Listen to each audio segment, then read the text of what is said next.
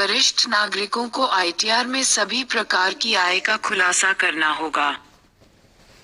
ये देखने के लिए कि क्या आप टीडीएस के रिफंड के लिए पात्र हैं, फॉर्म 26 और वार्षिक सूचना विवरण की समीक्षा करें। भारतीय कर कानून वरिष्ठ नागरिकों को कई लाभ प्रदान करते हैं, जिन्हें कर बचत निवेश करने और अपने आयकर रिटर्न आईटीआर दाखिल करते समय उनके बारे में पता होना चाहिए। बाद वाले कार्य को करते समय उन्हें कुछ सामान्य गलतियों से बचना चाहिए। वरिष्ठ नागरिक कौन है? कर उद्देश्यों के लिए दो श्रेणियां हैं, वरिष्ठ नागरिक और अति वरिष्ठ नागरिक।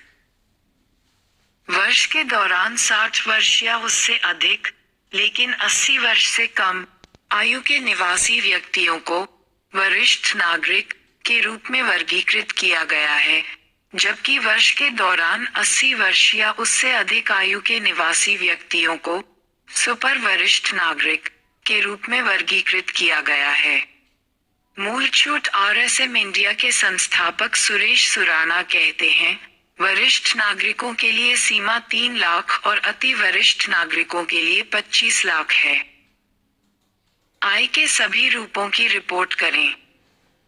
कई वरिष्ठ नागरिक अपने आईटीआर में ब्याज, कमीशन या लाभांश जैसी कुछ आय का खुलासा करने में विफल रहते हैं। सभी प्रकार की आय की रिपोर्ट करें। आईटीआर, चाहे राशि कुछ भी हो या उसमें से टैक्स काटा गया हो, आय का खुलासा न करने को कम रिपोर्टिंग माना जाएगा। टैक्समैन के उप महाप्रबंधक नवीन वाधवा कहते हैं, इसके परिणामस्वरूप कर विभाग द्वारा जुर्माना और जांच भी की जा सकती है। धारा 80 टेराबाइट 80C कटौती का दावा करें। वरिष्ठों को धारा 87A छूट को नजरअंदाज नहीं करना चाहिए। धारा 87A के तहत कर छूट की अनुमति तब दी जाती है जब किसी निवासी व्यक्ति की कुल आय एक निर्दिष्ट सीमा से अधिक न हो। आकलन वर्ष 2023-24 के लिए धारा 87A के तहत कर छूट की अनुमति है यदि किसी निवासी व्यक्ति की कुल आय 5 लाख से अधिक नहीं है। ये सीमा पुरानी और नई दोनों कर व्यवस्थाओं पर लागू होती है। इस प्रावधान के तहत कर छूट 12,500 रुपये तक की अनुमति है। यदि उपकर को छोड़कर कुल कर 12,500 से कम या उसके बराबर है, तो पूरी राशि पर छूट का दावा किया जा सकता है। स्रोत: टैक्समैन, वाणिज्यिक बैंक, सहकारी बैंक और डाकघर। क्लियर के मुख्य कार्यकारी अधिकारी अर्चित गुप्ता कहते हैं, जिन लोगों ने वरिष्ठ नागरिक बचत योजना में निवेश किया है, उन्हें धारा 80C कटौती का लाभ उठाना चाहिए। आईटीआर दाखिल करने से छूट। वरिष्ठ नागरिकों के लिए आईटीआर दाखिल करना अनिवार्य नहीं है, जिनकी आय केवल बैंक जमा से होती है, जो मूल छूट सीमा से कम है। लेकिन अगर वे टैक्स रिफंड के लिए अर्हता प्राप्त करते हैं तो उन्हें आईटीआर दाखिल करना होगा। कई वरिष्ठ नागरिक मानते हैं कि यदि उनकी आय प्राप्तियों से स्रोत पर कर टीडीएस काटा गया है तो उन्हें रिटर्न दाखिल करने की आवश्यकता नहीं है। रिटर्न दाखिल करने से छूट कई शर्तों के अधीन है। वरिष्ठ नागरिक की आयु 75 वर्ष या उससे अधिक होनी चाहिए। वह संबंधित वित्तीय वर्ष में निवासी होना चाहिए। उसके पास केवल पेंशन और ब्याज आय होनी चाहिए, और उसकी ब्याज आय उसी निर्दिष्ट बैंक से अर्जित होनी चाहिए जिसमें वह अपनी पेंशन प्राप्त करता है। मानक कटौती। पेंशन आय पर आईटी अधिनियम की धारा 16 आय के तहत वेतन और पेंशन आय के खिलाफ 250,000 तक की मानक कटौती का दावा किया जा सकता है। वित्त वर्ष 2022-23 से प्रभावी नई कर व्यवस्था का विकल्प चुनने वाले पेंशनी भी इस मानक कटौती का दावा कर सकते हैं। टीडीएस रिफंड का दावा करें। वरिष्ठ नागरिकों को अपना आईटीआर दाखिल करते समय कुछ बातों का ध्यान रखना होगा।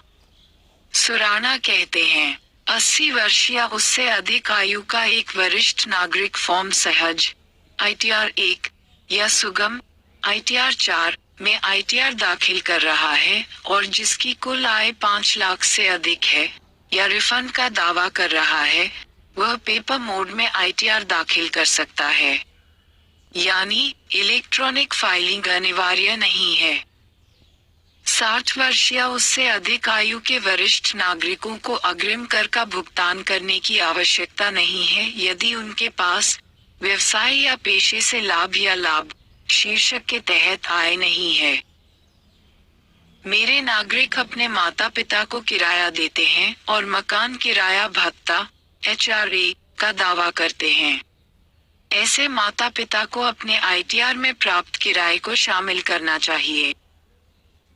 एक वरिष्ठ नागरिक जिसके पास 2 से अधिक आवासीय संपत्तियां हैं, वह 2 को स्व अधिकृत मान सकता है और बाकी को डीम्ड लेट आउट मान सकता है।